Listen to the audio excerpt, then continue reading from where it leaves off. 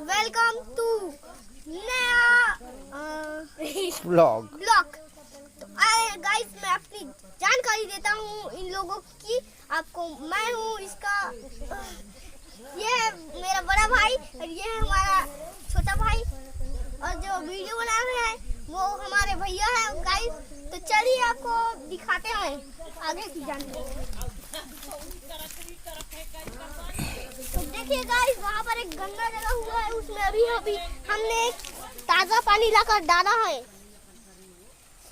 उस खेत से यहाँ पर गन्ना लाकर डाला था गाइस हमने। और चलिए आगे देखते हैं।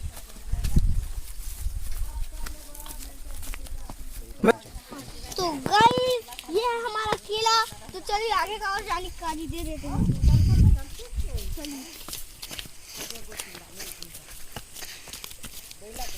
वो रहा हमारा मैंगो का पेड़। अब एक पर दिखला मैंगो का पेड़।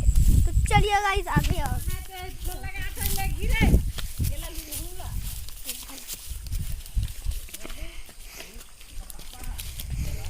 तो चलिए और बता देते हैं, ये जो कैमरा पकड़े हैं उनका ये है पेड़, और ये हमारा पेड़